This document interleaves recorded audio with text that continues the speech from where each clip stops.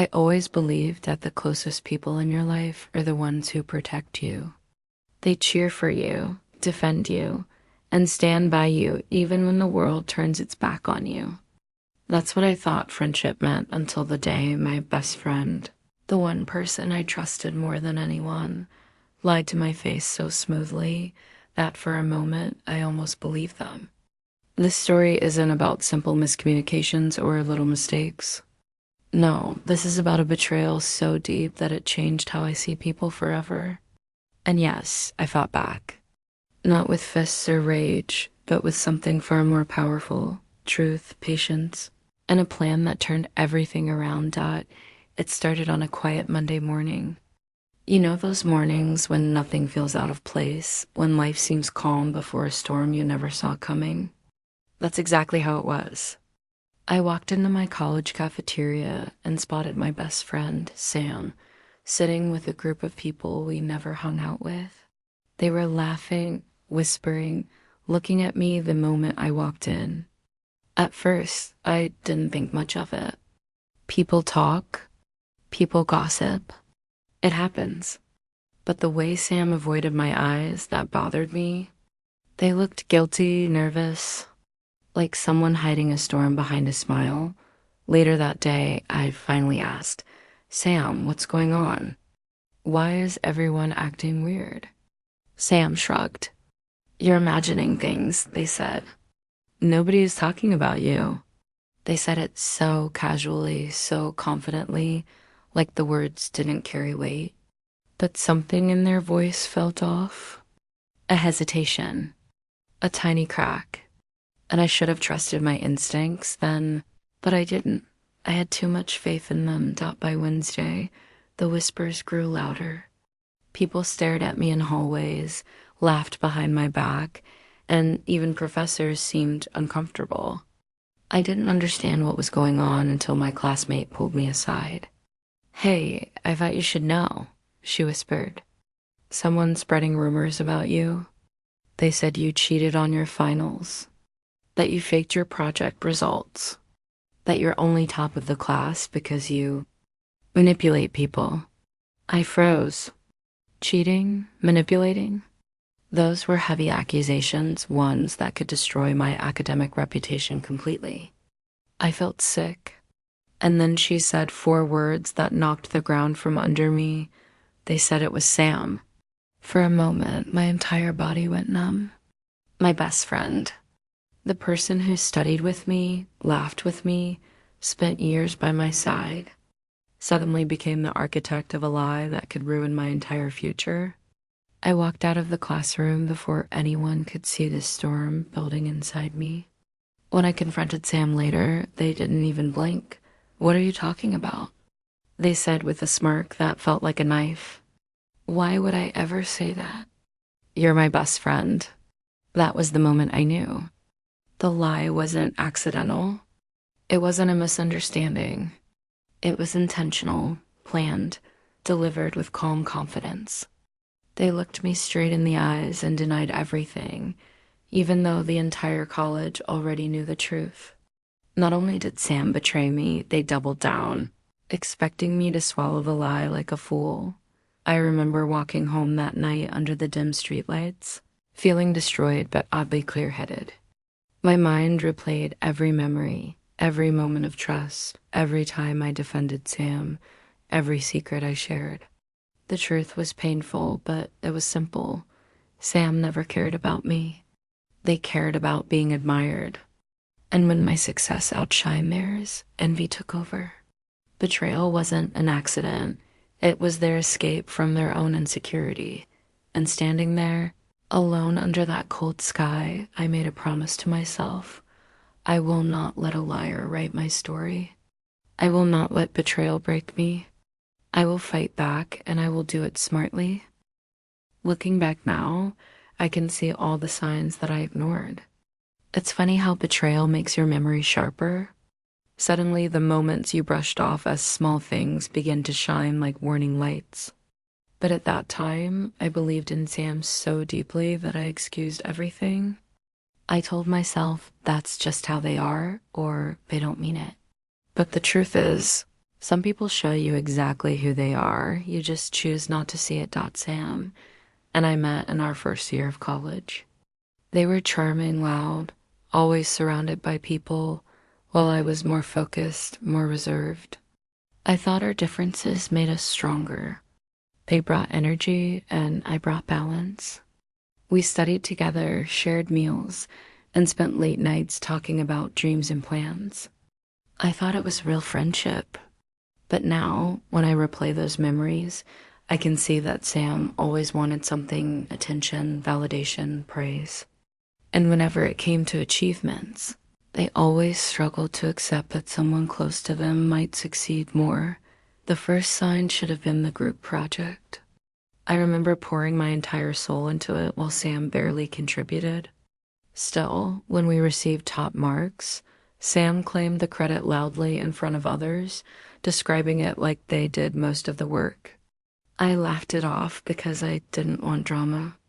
It's fine, I told myself. They're insecure.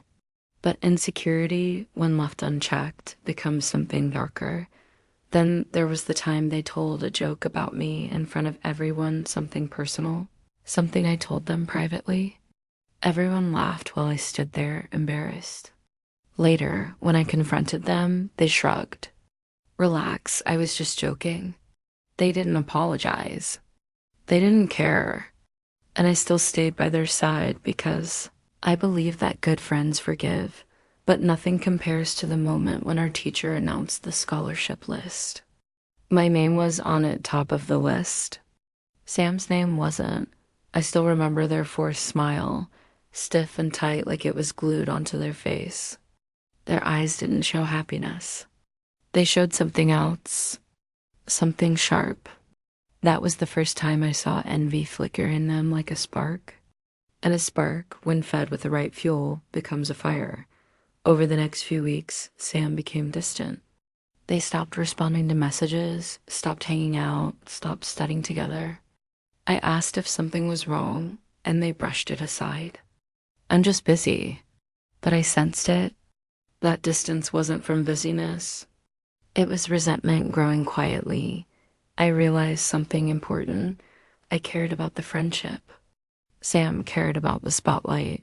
The day the rumor exploded across campus, everything made sense. Sam didn't just lie about me.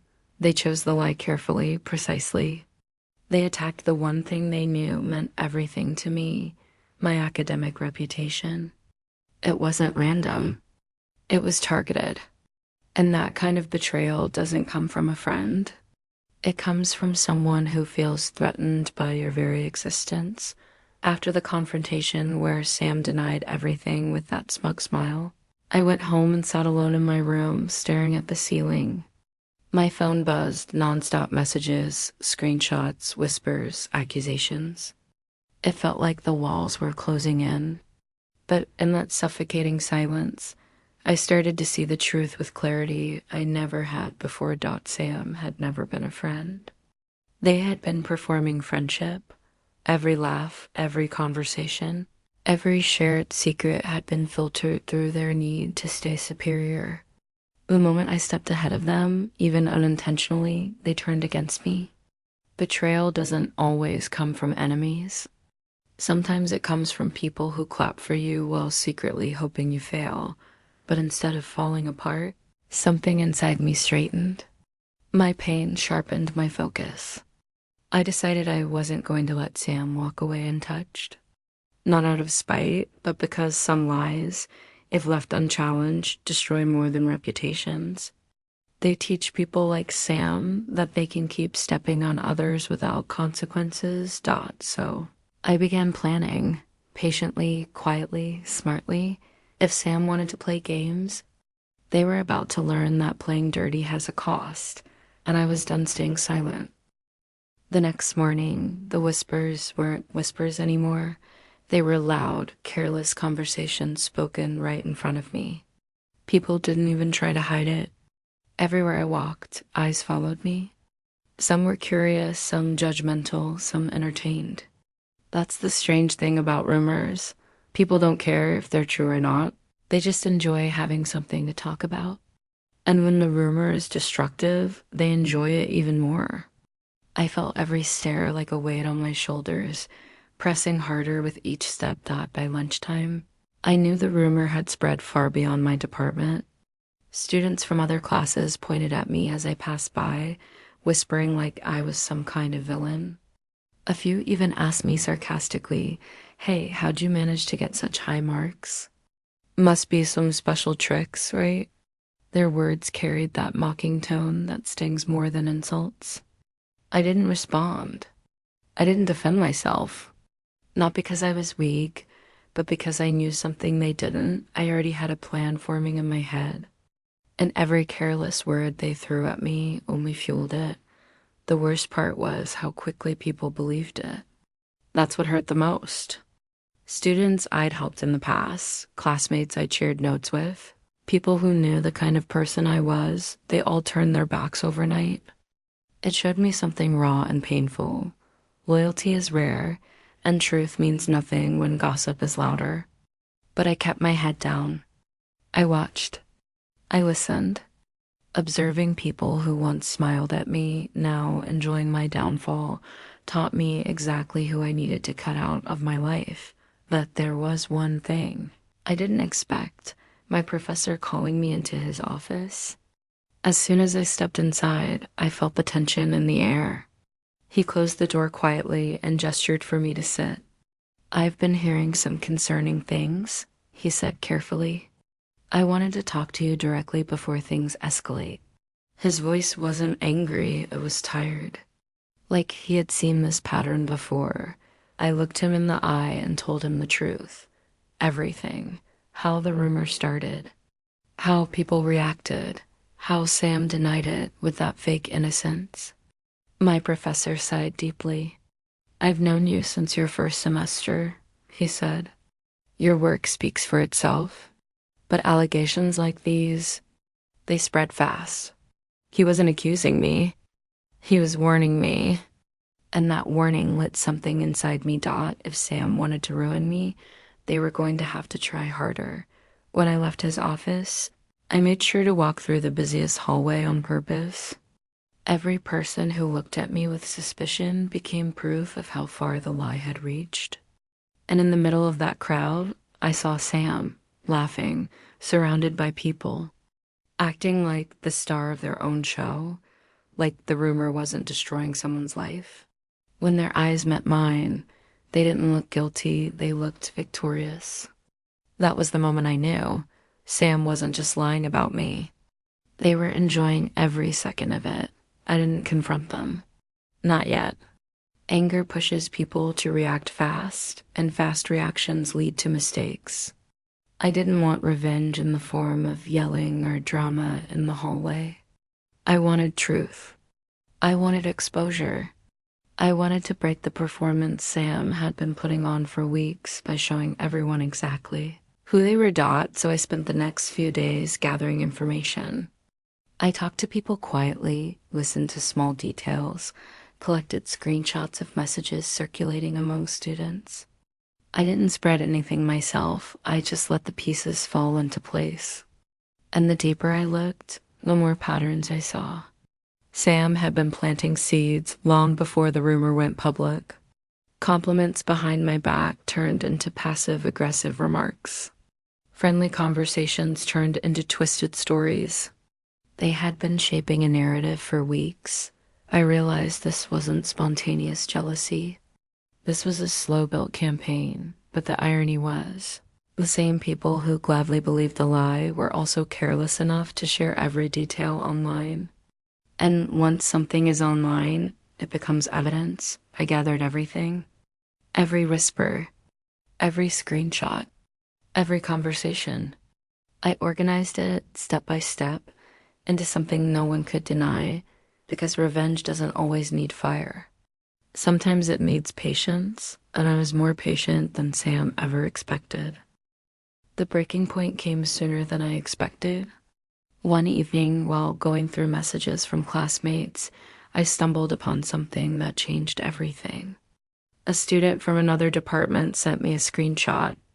It was a group chat. I wasn't part of one where people were laughing at the rumor, making jokes about me.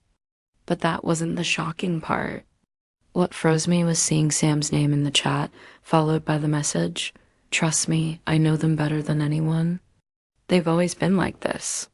Those words hit deeper than anything else. It wasn't just a rumor anymore, it was a betrayal delivered with confidence, backed by fake familiarity. They were using our friendship as a weapon against me, pretending to know me best to make their lies believable. Seeing that message made something inside me settle, not break, settle, because now I had confirmation, not speculation, not assumptions, proof. The next day, Sam approached me in the hallway, pretending like nothing had happened. "Are you okay?" they asked with fake concern. "People have been talking. It must be hard."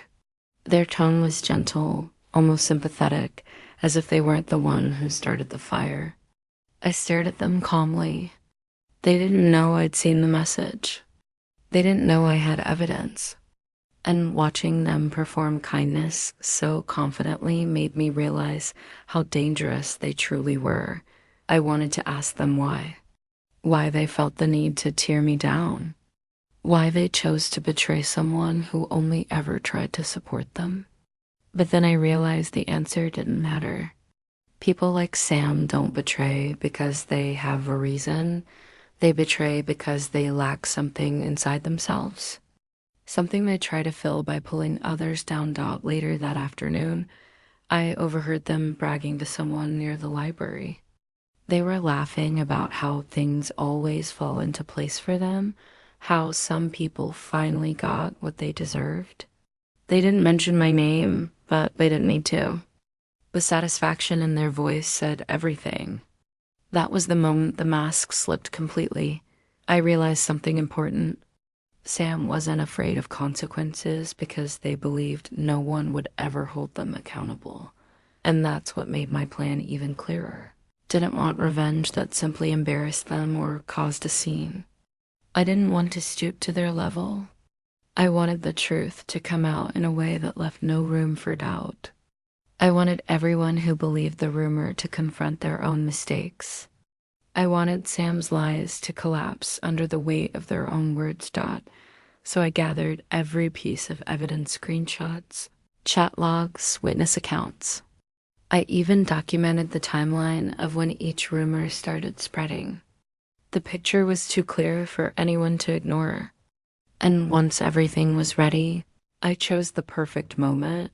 Our professor scheduled a class meeting to address ongoing academic integrity concerns. Everyone was required to attend. And of course, Sam was right there, sitting confidently, acting like they owned the room. They had no idea what was coming. When the class gathered, the tension felt almost electric. Students whispered, trying to guess what the meeting was about, though I knew exactly what was coming. Our professor walked in with a stack of papers and a firm look on his face. Sam sat in the front row, pretending to be innocent, but I noticed the faint smirk tugging at their lips. They believed their story had won. The professor cleared his throat. "Some allegations have been circulating," he said. "And before they cause further damage, I want the person involved to speak for themselves." His eyes met mine. I stood up slowly, feeling every pair of eyes turn toward me. My heart was steady, not calm, but steady. Because I wasn't standing there alone. I was standing on the truth. I began by explaining everything clearly. No shouting. No drama. Just calm, honest words. "For weeks," I said, "a rumor has been spreading about me. One that questions my work and my integrity. I didn't say anything before because I wanted to gather all the facts first. Then I placed my folder of evidence on the professor's desk. The room went silent. I opened the folder and began reading the screenshots one by one. I didn't mention names yet. I let the messages speak for themselves. Students shifted uncomfortably as the truth unfolded. Whispered jokes suddenly didn't feel so funny to them anymore. Then I reached the message from Sam, The one where they claimed to know me better than anyone, and where they painted me as dishonest. I read it out loud. The entire room turned toward Sam slowly, like a wave, their face drained of confidence instantly. They stuttered, that's out of context. But the damage was already done, because the next screenshot showed Sam laughing about the rumor, and the next one showed them telling someone to spread the word. Every piece snapped into place like a puzzle that revealed the truth. My professor stood up. "This is serious," he said firmly. "These statements are harmful and entirely baseless. Whoever initiated this will face consequences for academic misconduct and harassment." Sam's voice cracked as they tried to defend themselves, but the class wasn't listening anymore. Their performance was over for the first time.